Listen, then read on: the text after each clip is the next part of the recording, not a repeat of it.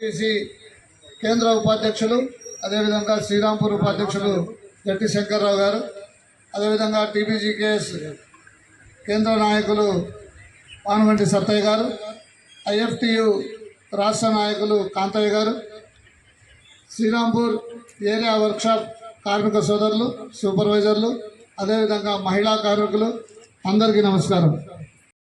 ఆ నాయకులు అక్కడికి వెళ్ళారు, అందుకనే ఇక్కడ రాలేకపోయారు. ముఖ్యంగా వర్క్షాప్ కార్మికులు మీరు గమనించాలి, ఈరోజు యూనియన్లు ఎన్ని తారతమ్య భేదాలున్నా, యూనియన్ల పాలసీలు వేరున్నా, వేరే వేరే యూనియన్లు అయినా అన్ని యూనియన్లు కలిసి ఒక వేదిక మీదకి వచ్చి మిమ్మల్ని సమ్మె చేయమంటున్నామంటే దేశంలో ఉన్న పరిస్థితులు ఎలా ఉన్నాయో మీరు ఒకసారి అర్థం చేసుకోవాలి.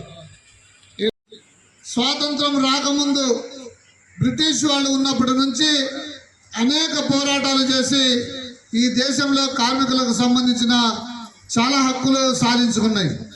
ముఖ్యంగా 44 చట్టాలు ఉన్నాయి మనకు.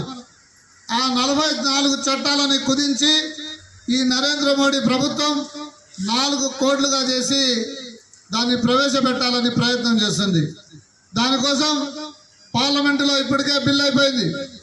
నరేంద్ర మోడీ మొట్టమొదటి గెలిచినప్పుడు దానికోసం ప్రయత్నం చేశాడు, అది ఆయన వల్ల కాలేదు.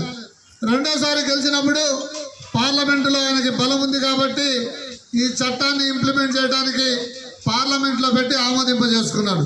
ఇప్పుడు మూడోసారి గెలిచిన తర్వాత దాన్ని ఇంప్లిమెంట్ చేయడానికి మొదలుపెట్టాడు. దీనివల్ల మనకేం నష్టం అనేది కార్మికులు తెలుసుకోవాలి.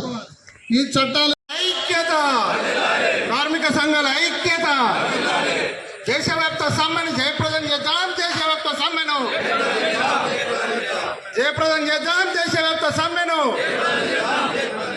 జయప్రదం చేద్దాం. దేశవ్యాప్త సమ్మెను